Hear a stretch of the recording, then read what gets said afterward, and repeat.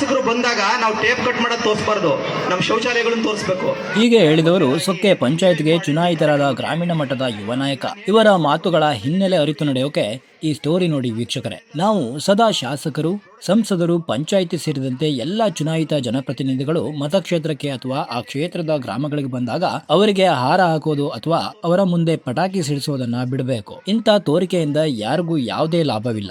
ಜನಪ್ರತಿನಿಧಿಗಳಿಗೆ ಊರಿನ ಶಾಲೆ, ಅಂಗನವಾಡಿ ಕೇಂದ್ರಗಳು, ಇಲ್ಲಿಯ ರಸ್ತೆ, ಚರಂಡಿ, ಕುಡಿಯುವ ನೀರಿನ ಸಮಸ್ಯೆ ಸೇರಿದಂತೆ ಇನ್ನಿತರ ಎಲ್ಲ ನಾಗರಿಕ ಅಗತ್ಯಗಳ ಕೊರತೆಗಳನ್ನ ಎತ್ತಿ ತೋರಿಸಿ ಅವರ ಗಮನಕ್ಕೆ ತರಬೇಕು ಎಂದು ಸೊಕ್ಕೆ ಗ್ರಾಮ ಪಂಚಾಯಿತಿಯ ಚುನಾಯಿತ ಈ ಯುವ ಸದಸ್ಯ ಜನಸಾಮಾನ್ಯರಿಗೆ ತಿಳುವಳಿಕೆಯ ಪಾಠ ಮಾಡಿದ್ದಾರೆ. ಜನರು ತಮ್ಮ ಸಮಸ್ಯೆಗಳನ್ನು ಎತ್ತಿ ತೋರಿಸುವುದನ್ನ ಬಿಟ್ಟು ಬರೀ ಹಾರ ಹಾಕಿ ಪಟಾಕಿ ಸಿಡಿಸಿ ಚುನಾಯಿತ ಸದಸ್ಯರನ್ನ ಸ್ವಾಗತಿಸಿದರೆ ನಾವೆಲ್ಲ ಜನಪ್ರತಿನಿಧಿಗಳು ಆ ಸಂಭ್ರಮದ ಗುಂಗಿನಲ್ಲೇ ಕಳೆದು ಹೋಗುತ್ತೇವೆ. ಸಮಸ್ಯೆಗಳು ಗಮನಕ್ಕೆ ಹೋಗೋದಿಲ್ಲ ಎಂದು ಮಾರ್ಮಿಕವಾಗಿ ದಿಕ್ಸೂಚಿಯ ಮಾತನಾಡಿದ್ದಾರೆ. ಹಾಗಾದ್ರೆ ಬನ್ನಿ ಅವರ ಮಾತುಗಳನ್ನ ಕೇಳ್ಕೊಂಡು ಬರೋಣ. ನಾವು ಶಾಸಕರನ್ನ ತಪ್ಪುದಾರಿಗೆ ಎಳಿತಾ ಇದೀವಿ ನಾವೇ. ಯಾಕೆ ಅಂತ ಹೇಳ್ತಿದ್ದಕ್ಕಿಂದ್ರೆ, ಶಾಸಕರು ಬಂದಾಗ ನಾವು ಟೇಪ್ ಕಟ್ ಮಾಡೋದು ತೋರಿಸಬಾರ್ದು, ನಮ್ಮ ಶೌಚಾಲಯಗಳನ್ನು ತೋರಿಸಬೇಕು. ಅವ್ರು ಆ ಶೌಚಾಲಯ ನೋಡಿದ ತಕ್ಷಣ 4,90,000 ರೂಪಾಯಿ ಆ ಗಂಟೆಯಲ್ಲಿ ಟಿಪಿಯಿಂದ ಮಾಡಿಕೊಡ್ರಿ ಅಂತ ಹೇಳಿದ್ರು. ಅದೀಗ ಗುದ್ಲಿ ಪೂಜೆ ಮಾಡೋಕ್ಕೂ ಕೂಡ ಅವರೇ ಬರ್ತಾರೆ. ನಾವು ಸಮಸ್ಯೆಗಳನ್ನ ತೋರಿಸ್ದೆ ಪಟಾಕಿ ಹೊಡೆದು ಅಂದ್ರೆ, ನಮ್ಮ ಶಾಸಕರು ಪಟಾಕಿ ಹೊಡಿರಿ ಅಂತ ನಿಮ್ಮನ್ನ ಯಾವತ್ತೂ ಕೇಳಿಲ್ಲ. ನಾವು ಪಟಾಕಿ ಹೊಡಿತಿದೀವಿ ಅಂದ್ರೆ ಅದು ಅವಮಾನ. ದಯವಿಟ್ಟು ಇನ್ನು ಮುಂದೆ ಶಾಸಕರು ಬಂದಾಗ ಪಟಾಕಿ ಹೊಡೆಯೋದು ನಿಲ್ಸೋಣ. ಅವರಿಂದ ಏನೇನು ಸೌಲಭ್ಯಗಳು ಬರ್ತವೆ, ಸರ್ಕಾರ ಅಂದ್ರೆ ಏನು, ನಮ್ಮ ಪ್ರಜಾಪ್ರಭುತ್ವ ಅಂದ್ರೆ ಏನು, ಅದರ ಅರಿವನ್ನ ದಯವಿಟ್ಟು ಹಿಡ್ಕೊಬೇಕು. ದಯವಿಟ್ಟು ಅರ್ಥ ಮಾಡ್ಕೊಳ್ಳಿ, ಇದು ನನ್ನ ಒಬ್ಬನ ಜವಾಬ್ದಾರಿ ಅಂತಲ್ಲ, ನೀವೆಲ್ಲರೂ ಜವಾಬ್ದಾರಿ ತಗೊಂಡ್ರೆ ನೀವೇನು ಪ್ರಾಥಮಿಕ ಶಾಲೆಗಳು, ಸರ್ಕಾರಿ ಶಾಲೆ ಅನ್ನೋದಕ್ಕೆ ನೀವು ಫೀಸ್ ಕಟ್ತಾ ಇಲ್ಲ ಅನ್ನೋದನ್ನ ಫಸ್ಟ್ ತೆಗೆದಾಕ್ರಿ. ನಿಮ್ಮ ಅಜ್ಜ, ನಿಮ್ಮ ಮುತ್ತಜ್ಜ ಎಲ್ಲರೂ ಆಲ್ರೆಡಿ ಪ್ರೀಪೇಯ್ಡ್ ಗ್ರಾಹಕರು, ಆಲ್ರೆಡಿ ದುಡ್ಡು ಕಟ್ಟಿದ್ದಾರೆ. ಈ ಹಂಚು ಬರೋಕ್ಕೆ, ಈ ಶಾಲೆ ಬರೋಕ್ಕೆ ಆಲ್ರೆಡಿ ಸರ್ಕಾರಕ್ಕೆ ತೆರಿಗೆ ಕಟ್ತಾ ಇದ್ದೀರಾ. ನೀವು ಕಟ್ಟಿರೋಂಥ ತೆರಿಗೆನ ನೀವು ಉಪಯೋಗಿಸ್ಕೊಳ್ರಿ ಅಂದ್ರೆ ತಗೊಂಡೋಗಿ ಖಾಸಗಿ ಶಾಲೆಗೆ ಹಾಕ್ತೀವಿ ಅಂತಿದ್ದೀರಾ. ನಿಮ್ಮನ್ನ ಯಾಕೆ ಹೇಳ್ತಾ ಇದ್ದೀನಿ ಅಂದ್ರೆ, ನೀವು ಖಾಸಗಿ ಶಾಲೆಗೆ ಹಾಕಿಲ್ಲ, ಇಲ್ಲಿಗೆ ಹಾಕಿದ್ದೀರಾ. ಜವಾಬ್ದಾರಿ ಅರ್ಥಕೊಂಡು ಇಲ್ಲಿಗೆ ಬರಬೇಕು, ಇಲ್ಲಿ ಕೇಳಬೇಕು ಏನಾಗಿದೆ, ಎತ್ತಾಗಿದೆ, ಪೇರೆಂಟ್ಸ್ ಮೀಟಿಂಗ್ ಅಂತ ಯಾಕೆ ಮಾಡ್ತಾರೆ. ಯಾರೋ STMC ಸದಸ್ಯರಿದಾರಂತೆ, ಯಾರೋ ಮಾಡ್ಬಿಡ್ತಾರಂತೆ, ಮಾರ್ಕ್ಸಿದ್ರಂತೆ. ಮಾಸ್ಟರ್ಗಳಿಗೆ ಏನಿಲ್ಲ ಅಂದ್ರೆ 70-80 ಸಾವಿರ ಸಂಬಳ ಕೊಡ್ತಾ ಇದ್ವಿ. ಅವ್ರು ಮೊಟ್ಟೆ ಲೆಕ್ಕ ಇಡಂಗ ಆಗ್ಬಿಡಿತ್ತು ಪಾಪ. ಮೊಟ್ಟೆ ಬಾಳೆಹಣ್ಣು ಬಂತೋ ಇಲ್ಲೋ ಅಂತ. ಇನ್ನು ಗುಣಮಟ್ಟದ ಶಿಕ್ಷಣ ಎಲ್ಲಿ ಸಿಗ್ತದೆ? ನಮ್ಮ ಊರಿನವರೇ ಹಿರಿಯರು ಕೇಳಿದ್ರು KPSC ಶಾಲೆ ಅಂತ. ದಯವಿಟ್ಟು ರಂಗಾಪುರ, ಕರಡಿಪುರ, ಕಾರಣಘಟ್ಟ, ಕಲ್ಶೆಟ್ಟಹಳ್ಳಿ ಆ ಊರಿನಲ್ಲಿ ಶಾಲೆಗಳು ಮುಚ್ಚುತ್ತಾ ಇದ್ದಾವೆ. ಸೊಕ್ಕೆ ಅಭಿವೃದ್ಧಿ ಆಗ್ತಾ ಇದೆ, ಒಪ್ಕೊಳ್ಳೋಣ. ಸೊಕ್ಕೆ ಶಾಲೆ ಬೇಕು, ಒಪ್ಕೊಳ್ಳೋಣ. ಆಡಳಿತ ವಿಕೇಂದ್ರೀಕರಣ ಆಗ್ಬೇಕು. ಆದ್ರೆ ನಮ್ಮ ಊರಿನ ಮಕ್ಕಳು ಮತ್ತೆ ಅಲ್ಲಿಂದನೇ ಯಾವ್ದೋ ವ್ಯಾನ್ ಆಗೋ ಬಸ್ ಆಗೋ ಬಂದು ಇಲ್ಲಿ ಪಾಠ ಕಲಿಯೋದ್ಕಿಂತ ಆಯಾ ಊರಲ್ಲಿ ಆಯಾ ಶಾಲೆ ಇರಬೇಕು. ನೀವು ಯಾವ ಊರಿಂದ ಎಲ್ಲೆಲ್ಲಿಂದ ಬರ್ತಿದ್ದೀರೋ ನಿಮ್ಮೂರು ಶಾಲೆ ಮುಚ್ಚಾಕಿ ಇಲ್ಲಿ ಬರ್ತಿರೋದು. ನಾನು ಇದನ್ನು ಹೊಗಳಕಣಕ್ಕೆ ಹೇಳ್ತಾ ಇಲ್ಲ, ನಮ್ಮೂರವ್ರು ಅಭಿವೃದ್ಧಿ ಮಾಡಿದೀವಿ ಅಂತ ಹೇಳ್ತಾ ಇಲ್ಲ. ನಿಮ್ಮೂರಲ್ಲಿ ಶಾಲೆ ಮುಚ್ಚೋಗ್ತಾ ಇದ್ದೀನಿ, ನಿಮಗೆ ಅರ್ಥ ಆಗ್ತಾ ಇಲ್ಲ.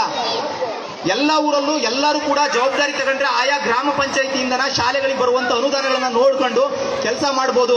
ನೀವು ಮಕ್ಕಳನ್ನ ಡಾಕ್ಟರ್, ಇಂಜಿನಿಯರು ಇನ್ನೇನೋ ಓದಿಸ್ತೀವಿ ಅನ್ನೋದಲ್ಲ.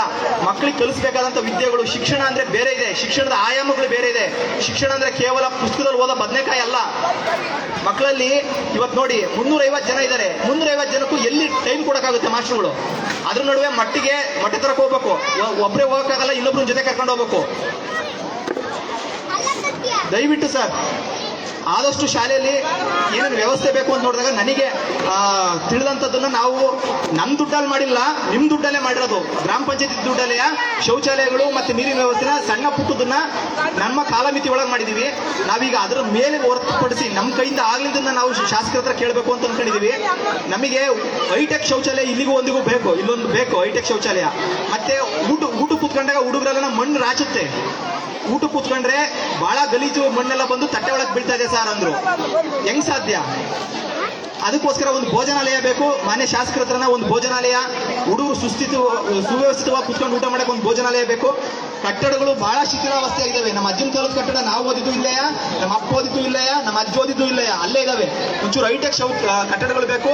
ಎಲ್ಲಾ ಕೊಠಡಿಗಳಲ್ಲೂ ಕೂಡ ಗ್ರೀನ್ ಬೋರ್ಡ್ ಇರೋಂಥ ಸಿಸ್ಟಮ್, ಏನು ನಾವು ಸ್ಮಾರ್ಟ್ ಬೋರ್ಡ್ಗಳು ಏನಿದಾವೆ ಅವೆಲ್ಲವೂ ಕೂಡ ಬೇಕು. ಅದೇ ರೀತಿ ಮಾನ್ಯ ಶಾಸಕರಿಗೆ ಈ ಒಂದು ಜಾಗ ಏನಿದೆ ಅವ್ರ ಗಮನಕ್ಕೆ ತರ್ತಾ ಇದೀವಿ ಸರ್. ಈಗ ನಮ್ಮ ಸೌರಹೃದಯಿ ಗ್ರಾಮಸ್ಥರು ಈ ಜಾಗ ಬಿಟ್ಕೊಟ್ಟಿದ್ದಾರೆ. ಇದನ್ನು ಗ್ರಾಮ ಠಾಣವಾಗಿ ಬರ್ತಾ ಇದೆ.